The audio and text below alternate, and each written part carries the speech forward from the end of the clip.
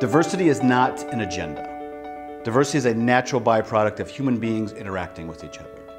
Anytime you have two or more people together, you have diversity. Diversity is one of the things present. It's something that shows up in every interaction, in every relationship between human beings. Diversity means difference, and there's a lot of ways in which we can be different from each other, probably countless ways. It means difference, it takes many different forms, and it's also a relational thing that we're talking about.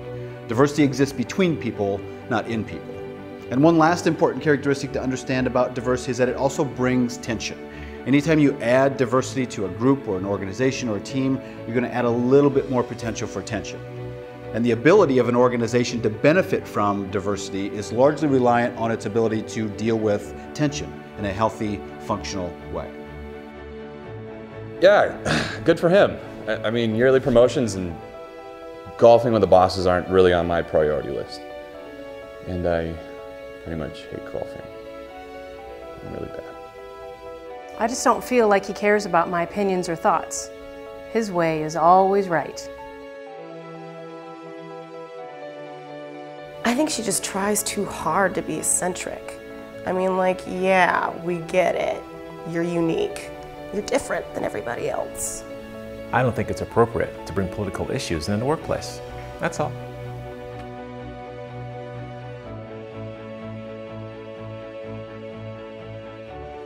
Most of the time, I can't believe some of the stuff that comes out of her mouth.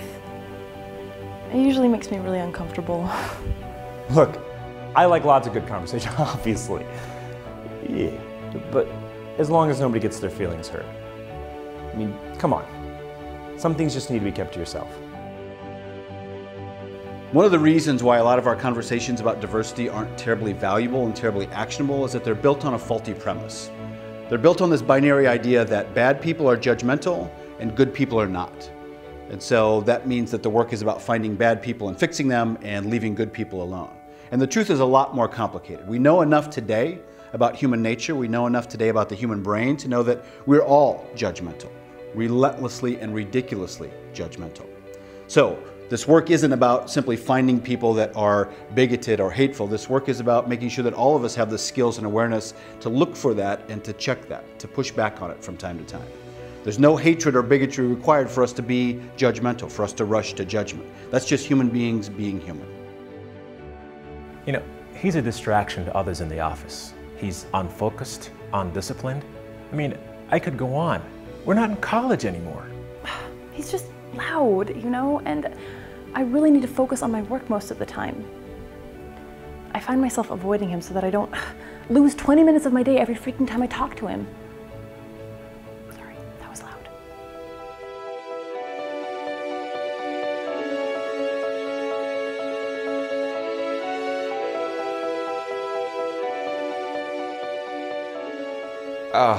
It's hard to get a read on her. I feel like she's judging me or thinks she's better than me or something. I don't know. She definitely doesn't know a lot about me. Doesn't seem like she cares to either. She doesn't bring much to the table. I feel like we're doing all the work in the meetings.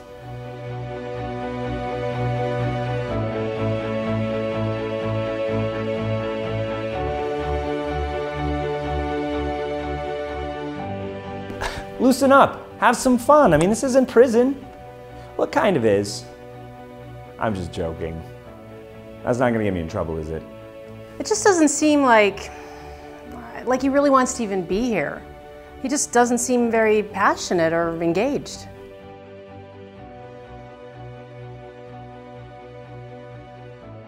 So we have an intersection.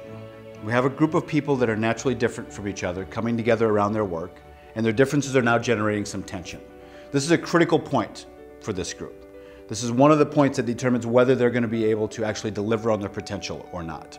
There's kind of three options for how this group can move forward. One, they can pretend like they don't have differences and disagreements. They can find some comfortable and safe consensus to settle in on. Or two is they can get bogged down in their differences and just spend their time arguing and debating each other, not make any progress. Or there's the third option. The third option is to kind of wade into that intersection and hold on to that creative tension, to focus on their commonality, where it is that they want to go, but also to focus on their differences and their disagreements, to benefit from that creative tension. That's how teams and groups harvest what diversity brings to the table.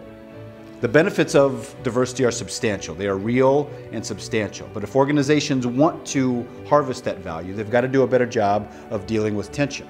They've got to put the skills and expectations in place so that people are able to deal with tension in a healthy and functional way.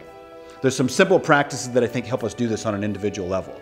I like the overall idea of working to take a beginner's mind, keeping in mind that we're not quite as non-judgmental as we think we are. And I think that having a beginner's mind, working to have a beginner's mind, is a little bit more of an activist, forward-leaning approach.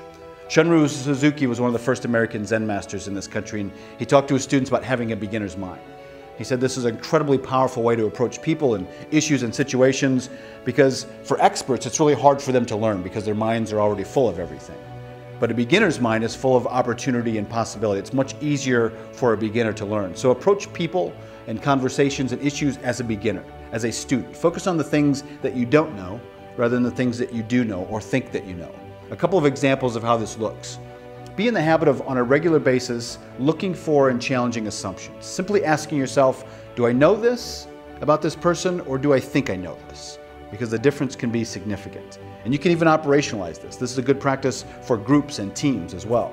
Another example of what it looks like is the habit of trying to take the third chair perspective from time to time.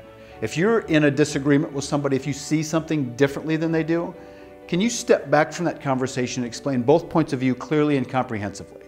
Because if you can't do that, then you don't really understand their point of view yet. You just know that you have a point of view and that someone disagrees with it. So this habit of working to take the third chair perspective brings a little bit of empathy to your side of things. And empathy has gotten this bad rap as being touchy-feely, but empathy is simply the accurate understanding of another person's perspective. And if you're trying to solve problems, if you're trying to make decisions and generate creative solutions, accurate understanding is a pretty important thing to have. That's one of the ways in which we're able to recombine and to synthesize our ideas and perspectives, creating something new that none of us could have come up with on our own. A couple of simple ways in which you can work to have a beginner's mind in your relationships and your conversations.